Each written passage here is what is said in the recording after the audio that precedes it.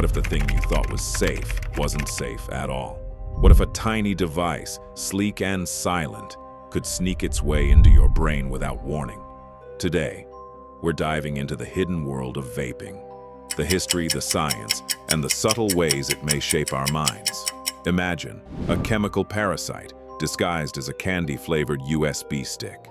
It doesn't smoke, it doesn't smell, and yet it's designed to touch your brain before you even realize it. That's the story of vaping, and it's far more than just a trend. By the end of this video, you'll understand how nicotine evolved from ritual smoke to a digital age trap. You'll see why clean vapor may feel harmless, and why flavors, technology, and marketing can mask something far deeper. Stick with me, because the truth behind the puff is more complex and more fascinating than you think.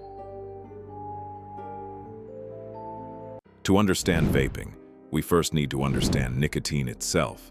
It's not a modern invention. It's ancient, a chemical parasite that has spent centuries evolving, always finding ways to stay relevant.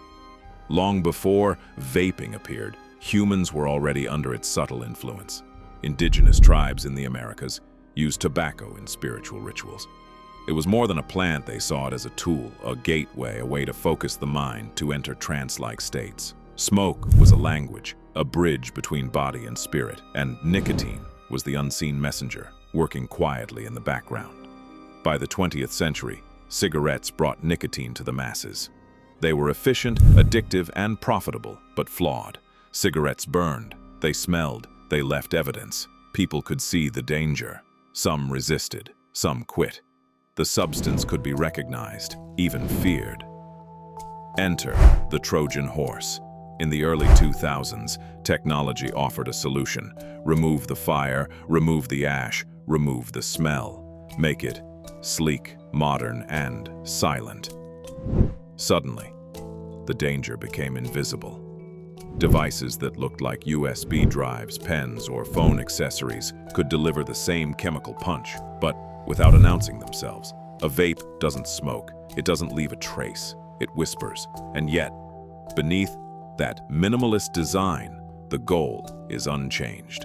Deliver nicotine directly, efficiently, and subtly, faster, deeper, and often unnoticed.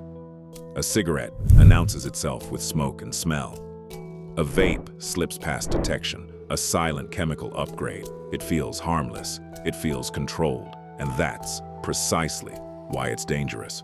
What seems modern and convenient is actually centuries of evolution, biology, and design converging to create a chemical Trojan horse. The story of nicotine hasn't changed. It's only become quieter, cleaner, and far more insidious.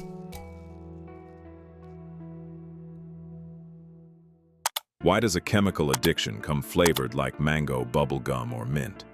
Why does something potentially dangerous arrive in bright colors, sleek shapes, and smooth designs? It's not an accident, it's intentional.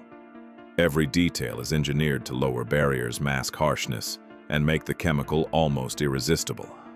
Vaping allows the user to inhale more deeply than any cigarette could. The vapor is smooth, almost silky, traveling effortlessly into the lungs. It doesn't irritate the throat the way smoke does, so the brain often doesn't realize it's under attack until the chemical has already reached the dopamine receptors. And that's where nicotine does its work. Dopamine is the brain's messenger of reward and pleasure. Nicotine triggers it faster and more intensely than tobacco smoke ever could. One puff can feel satisfying almost instantly, an invisible chemical hit to the reward system. Compare the two.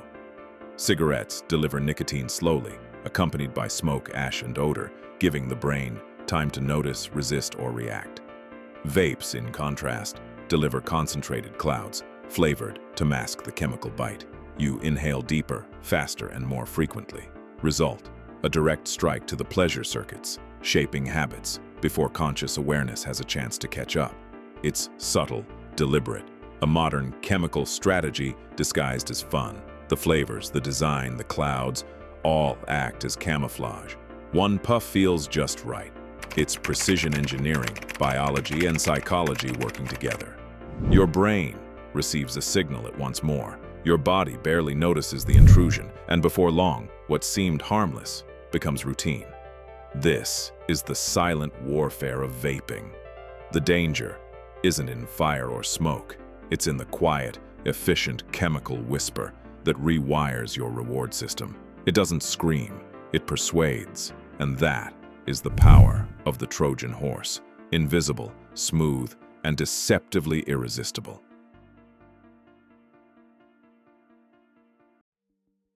Vaping didn't appear by accident. It's the result of decades of planning, evolution, and adaptation by the tobacco industry. For generations, they've sought ways to keep nicotine's grip on society while sidestepping new regulations, taxes, and health warnings. Cigarettes had visibility. The smoke, the ash, the smell made the danger obvious. People could resist. People could fight back. Vaping changed all that.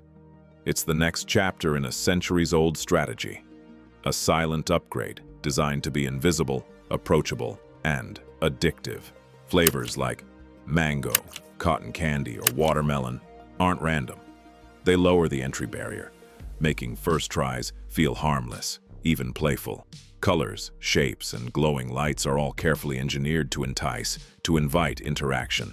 This isn't just marketing. It's precision engineering, biological, psychological, and cultural. The industry has learned how to combine design, technology, and flavor to make habit formation feel optional, almost invisible. Users believe they are experimenting, having fun, or following a trend, but in reality, their brains are being conditioned to crave. Vaping is the perfect merger of commerce and chemistry. It's sleek, it's modern, it whispers, and it works because it convinces the user it's harmless, while the biological and chemical systems quietly take over. Vapes are often marketed as safer alternatives to cigarettes, and in some ways they are. Certain toxins are reduced, smoke is absent, and there's no ash or lingering odor, but safety is relative. People inhale deeply, thinking it's harmless, unaware of what's happening inside. Long-term effects are still emerging. Studies suggest potential lung inflammation, cardiovascular stress, and even changes in mental health. Nicotine itself may alter brain development in younger users, subtly reshaping attention and reward pathways. Dependency can form quickly, even without ever touching a traditional cigarette. Vapes are small, portable, and discreet. They can fit in a pocket, on a desk, or in a bag, and their use often goes unnoticed. But the chemical hits continue, silently influencing behavior and shaping routines. The danger isn't obvious. It doesn't announce itself with smoke or smell.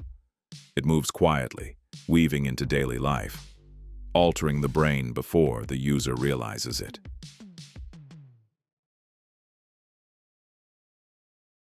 Nicotine affects more than the body. It affects the mind. Beyond dopamine, it shapes attention, anxiety, and reward processing. Users report calm focus or stimulation.